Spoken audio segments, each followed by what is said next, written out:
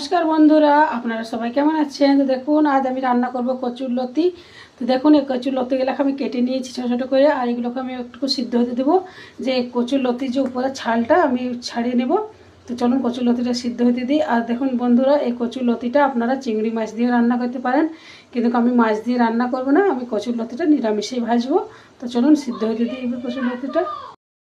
তো বন্ধুরা, আমি এবার কচুর লতিটা সিদ্ধ হতে দেবো। আমি কচুর লতিগুলোকে ভালো করে ধুয়ে নিয়েছি। চলুন এবার সিদ্ধ হতে দিই।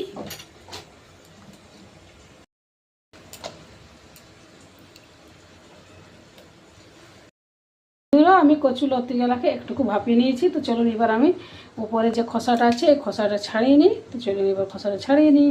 এই দেখুন খোসাটা ছাড়াচ্ছি, তো ছেড়ে যাচ্ছে এরকমই। দেখুন বন্ধুরা, আমি কচুর লতিগুলোকে ভালো করে পরিষ্কার করে ধুয়ে নিয়েছি আর চোখাগুলো উপরে ছাড়িয়ে নিয়েছি।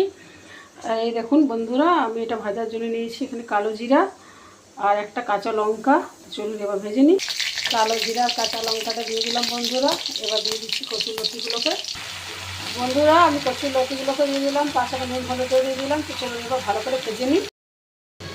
বন্ধুরা দেখুন, আমার কচুর লতিগুলো ভাজা হয়ে গেল। তো চলুন এবার নামিয়ে নিই। আর এই কচুর লতি ভাজিটা খুব ভালো লাগে খেতে বন্ধুরা।